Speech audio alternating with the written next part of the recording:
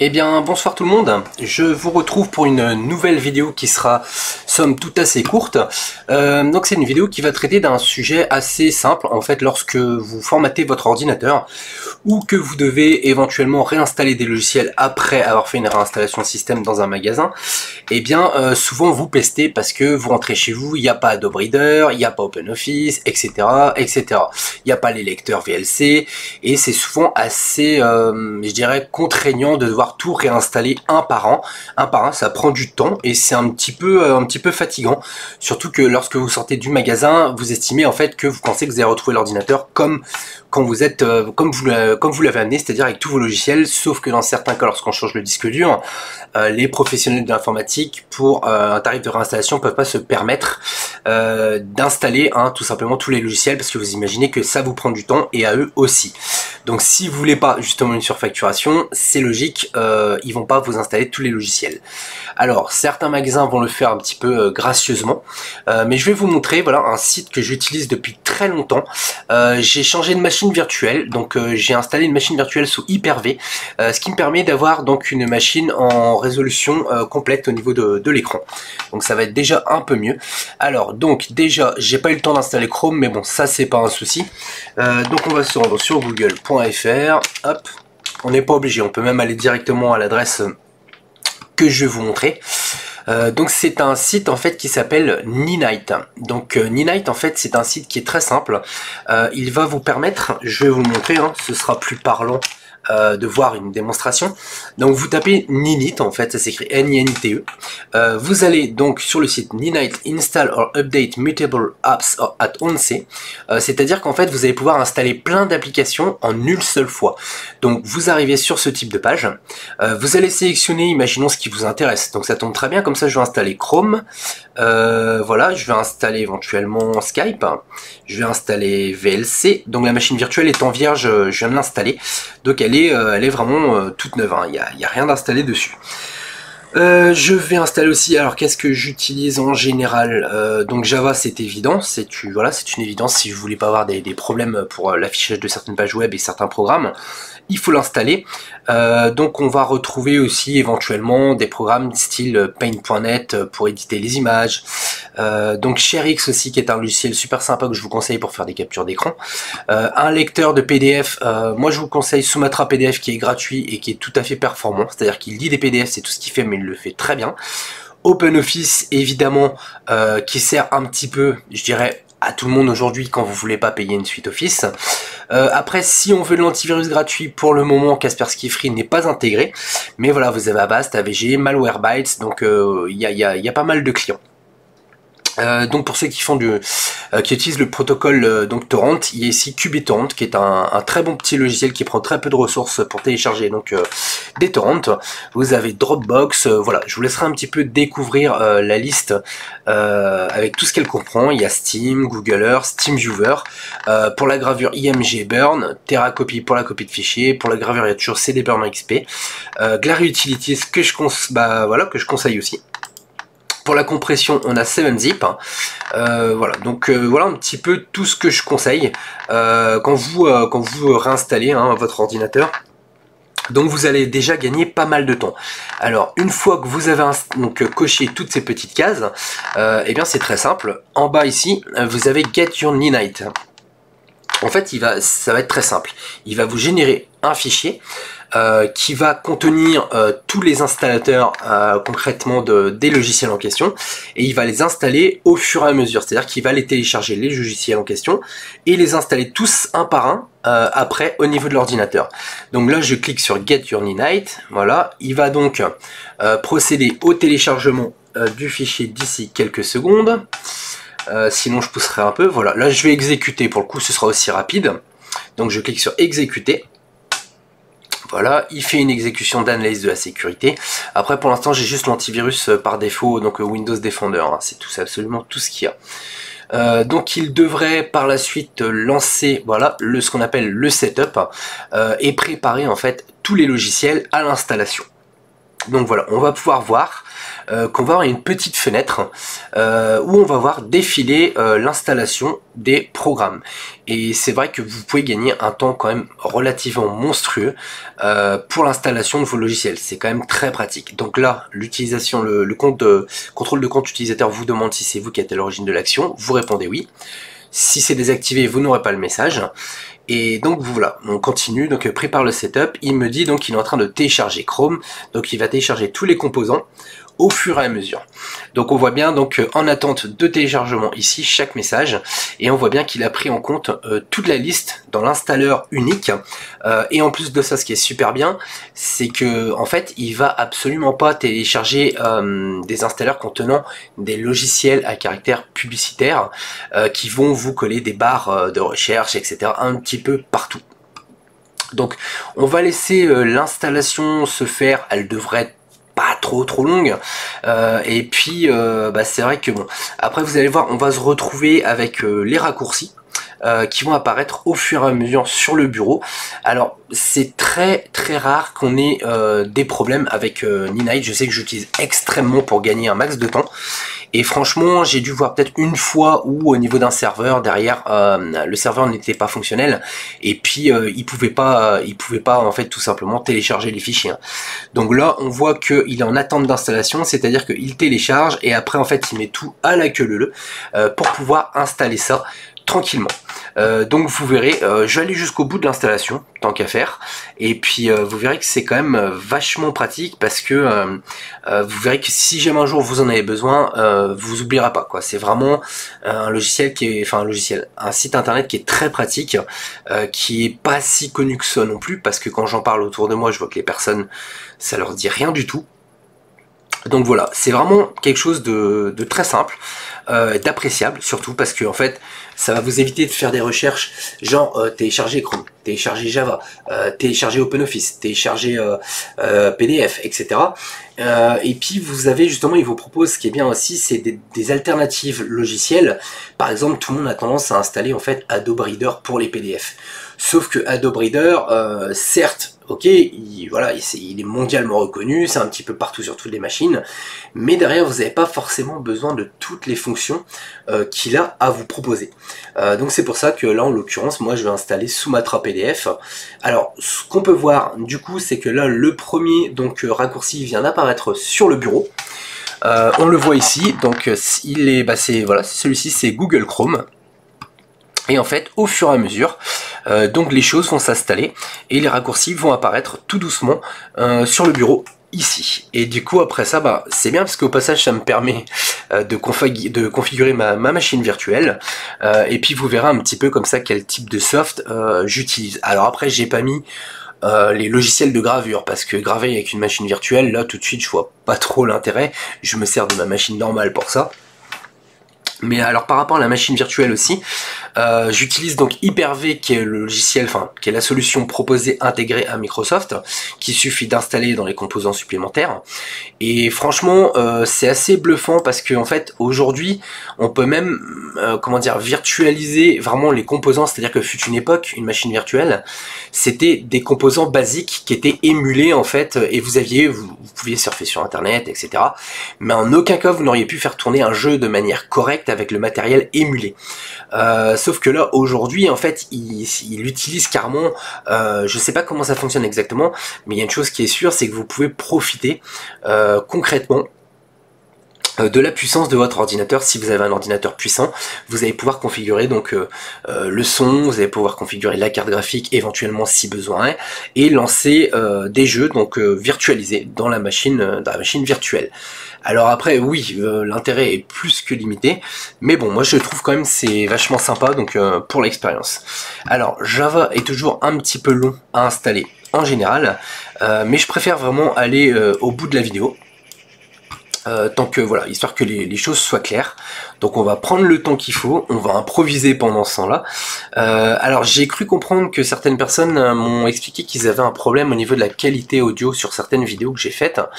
Alors après c'est peut-être dû au fait que je viens justement d'installer une carte son et que j'ai pas encore eu le temps de configurer tout ça, ni même le micro casque que j'ai reçu là récemment, j'ai pas encore eu le temps de de corriger tout ça. Donc il va falloir que je vois un petit peu, que je prenne le temps pour pouvoir justement faire ces modifications afin que en fait tout le monde soit vraiment, que tout fonctionne correctement, quoi. Alors donc là il a installé Java, il va installer la version 64 bits de Java, et pour le reste après je pense que ça devrait aller relativement vite puisque c'est des logiciels qui ne nécessitent pas de temps d'installation très important.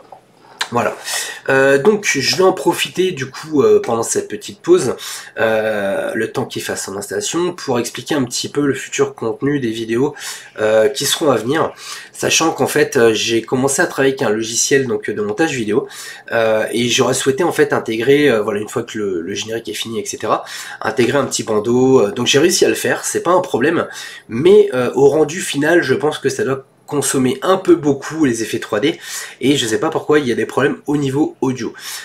Donc je vais passer, je pense, sur une autre solution logicielle. À mon avis je vais tester autre chose, puisque c'est vrai que donc Sony Vegas étant apparemment très puissant, mais moi ce que je peux voir c'est qu'il y a pas mal de logiciels qui sont censés être des bons logiciels apparemment dans la théorie, qui dans la pratique ne sont pas vraiment super. Alors après, bon, j'entends des gens qui disent oui mais Windows Movie Maker, haha c'est marrant, machin, c'est pour les noobs. Oui, sauf que dans certains cas, Windows Movie Maker vous permet de faire des choses très simples, et si vous avez besoin d'une interface claire et de faire juste couper ou assembler une intro plus la vidéo derrière, avec un petit peu de musique, et d'encoder derrière, de faire un rendu en 1080p en 60 images par seconde, et ben Movie Maker c'est largement suffisant. Donc c'est une solution basique, mais qui est relativement efficace. J'en profite pour vous mettre en garde à ce niveau-là. Il y a une version de Windows Movie Maker qui est proposée aujourd'hui sur internet et qui ressort parmi les premiers liens pour le téléchargement, qui est en fait une version qui a été modifiée et qui a été rendue payante. Alors en aucun cas, vraiment je vous conseille d'aller installer cette version qui va vous demander de payer pour pouvoir faire fonctionner correctement le logiciel, puisqu'il s'agit littéralement d'une arnaque. Donc le logiciel Windows Movie Maker étant totalement gratuit, et compris en fait dans la suite Windows Live, qui comprenait Windows Live Mail, etc., qui ne fonctionne plus aujourd'hui, enfin qui ne fonctionne plus correctement, je dirais. Mais par contre, vous pouvez encore toujours installer le Movie Maker, et lui fonctionne tout juste vraiment à merveille. Alors, donc, entre-temps, on voit que, du coup, Java, ici, Java s'est installé en 64 bits, en 32 bits, Chrome s'est installé aussi. Donc là, il a installé aussi Sumatra PDF. Voilà, on a vu le raccourci pendant que j'étais en train de parler, qui s'est affiché. Donc là, il est actuellement en train d'installer Glary Utilities, qui est un logiciel de nettoyage et d'entretien de Windows, et qui est reconnu depuis des années. Depuis, je sais pas depuis combien de temps il existe, mais ça fait plus de 15 ans. Hein, il me semble que c'est vraiment très vieux.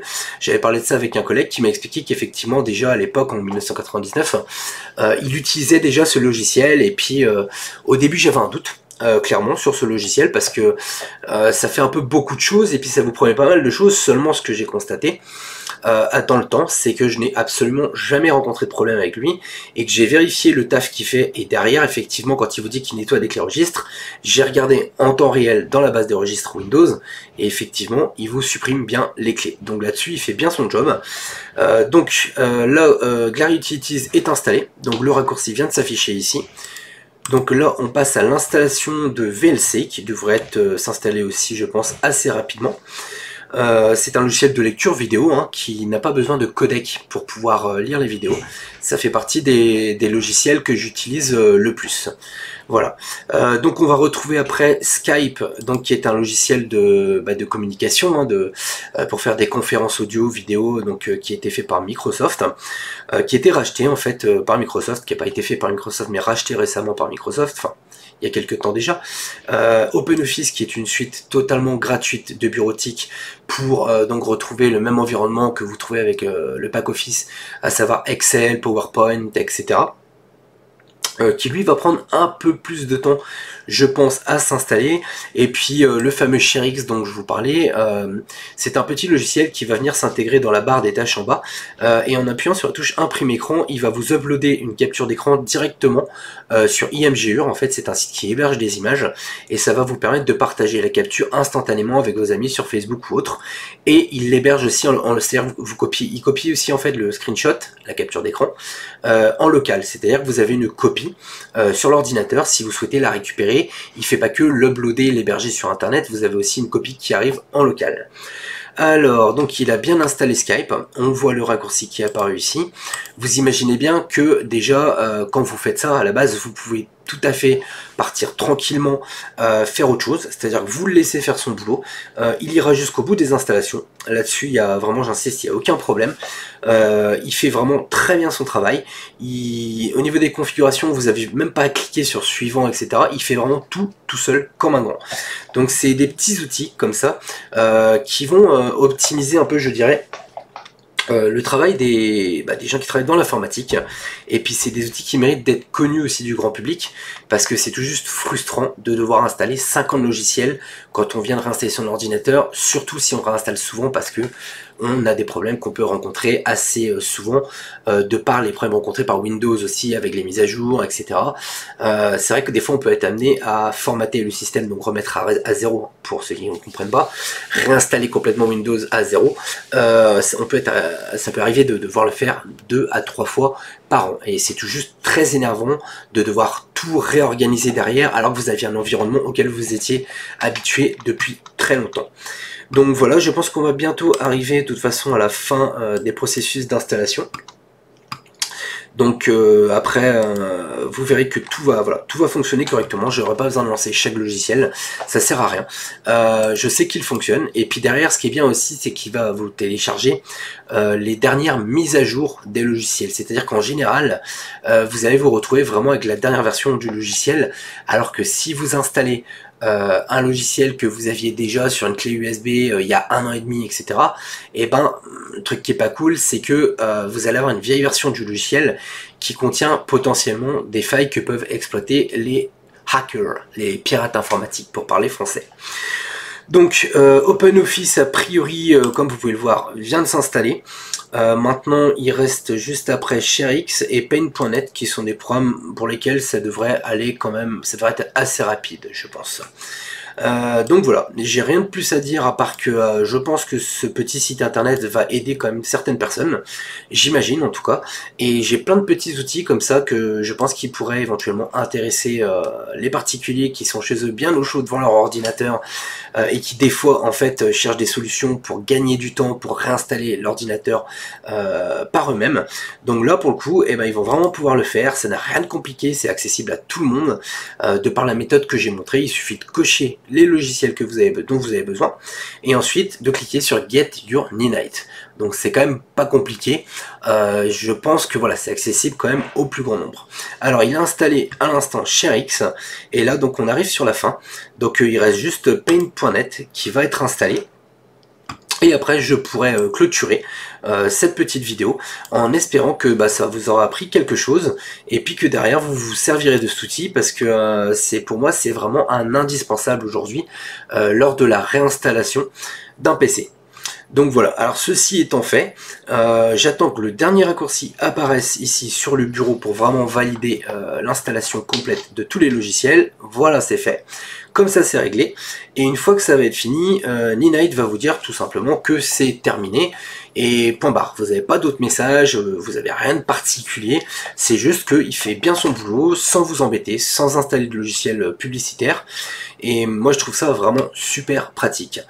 Ça permet d'éviter d'aller chercher des choses sur 50 sites différents, ouvrir 50 onglets, et puis d'être perdu. Ça peut arriver aussi, hein, lorsqu'on a envie d'aller vite, de réinstaller vite l'ordinateur, et puis des fois on peut faire des bêtises, installer des fausses versions de logiciels, sauf que là, en passant par Ninite, il n'y a vraiment absolument aucun souci, je vous le garantis. À moins qu'un jour, évidemment, il soit victime d'un piratage qui pourrait quand même arriver. Mais honnêtement, ça fait quelques années que je l'utilise, j'ai vraiment absolument aucun souci avec. Donc je vous incite à l'utiliser, vous verrez que vous ne serez pas déçus. Alors on va lancer donc Google Chrome, je pense qu'on va déjà pouvoir le lancer, il devrait déjà être fonctionnel du fait que le raccourci ici est arrivé sur le bureau. Alors vu que je suis en train de faire une installation, ça va peut-être pas être aussi rapide que si je n'en faisais pas, puisque j'ai installé quand même plusieurs logiciels en même temps. Alors je vais essayer en clic droit de l'ouvrir, et puis les machines virtuelles, c'est pas ce qu'il y a de plus réactif non plus quand c'est installé sur un disque dur, hein, ça clairement. Voilà, donc je vais essayer de l'ouvrir comme ça, en attendant que Paint.net finisse son installation. Et logiquement, si tout se passe bien, alors déjà je vais fermer Explorer aussi, du coup qui n'a rien à faire ici, vu que voilà, pour l'instant là je l'ai remplacé du coup par Chrome. Hein. Donc il vous explique aussi que vous pouvez carrément partager, ça c'est pas mal, partager à vos amis donc le Ninite avec le lien éventuellement déjà créé pour télécharger tous les logiciels en question. Voilà, donc je ferme Explorer. Edge, excusez-moi, j'ai cru que c'était Explorer, mais je m'en sers tellement jamais que forcément voir ce raccourci, ça me perturbe. Google Chrome, j'imagine, est en train de faire sa première configuration, comme à chaque fois que vous installez un logiciel. Voilà, donc il va se lancer, il va nous demander éventuellement connectez-vous à votre session, etc. Et puis on pourra par la suite l'utiliser normalement. Voilà. Donc comme vous voyez, il s'ouvre. Donc bienvenue Windows 10, on a compris, c'est Google Chrome, il est fonctionnel. Et par contre, Paint.net est quand même plus loin à installer que ce que je pensais. Donc voilà, on va essayer, on va attendre peut-être hein, que Paint.net ait fini son installation. Mais en tout cas, vous pouvez voir que effectivement tous les logiciels ici sont installés. Et je peux vous assurer qu'ils fonctionnent vraiment tous. Mais j'aimerais bien que Ninite finisse son boulot, histoire de vous montrer qu'il n'y a pas de problème. Ça serait plus cohérent avec la vidéo que je viens de faire, ce qui serait plutôt pas mal. Voilà, mais je pense que là on arrive sur la fin. Je vois que le curseur commence à tourner, donc c'est qu'à mon avis on en a plus pour très longtemps. Paint.net étant en fait une version, je dirais, améliorée du logiciel Paint que vous connaissez sûrement sous Windows. Vous avez sûrement vu vos enfants faire des dessins sous Paint, ou même vous-même avez dû probablement faire des... Ouais, ouais, salut. Donc, avait dû probablement faire des dessins sous Paint ou des montages ou découper des choses. Mais en tout cas, il est vraiment beaucoup plus puissant. Si vous cherchez un outil qui est un minimum puissant, c'est vrai que Paint est quand même relativement basique et simple. Mais dans ce cas, justement, dans ce genre de cas, eh ben, vous utilisez Paint.net et vous verrez qu'il y a beaucoup plus de fonctionnalités. Et puis, il est très stable. En fait, c'est un logiciel qui fonctionne très bien depuis des années aussi. Et voilà. Donc, on arrive à la fin de cette petite vidéo. Comme on peut le voir, tous les logiciels sont installés. Il suffit que je clique sur Close pour valider l'installation des logiciels. Alors je vois que Microsoft fait sa pub pour leur navigateur que je ne veux pas utiliser, que je vais en profiter pour dégager sur la machine virtuelle tant qu'à faire. Voilà, on arrive au bout de cette petite vidéo, et puis bah, j'espère franchement que, voilà, que ça vous aura appris quelque chose, et je vous dis sûrement à très bientôt pour une toute nouvelle vidéo. Bonne soirée à tous.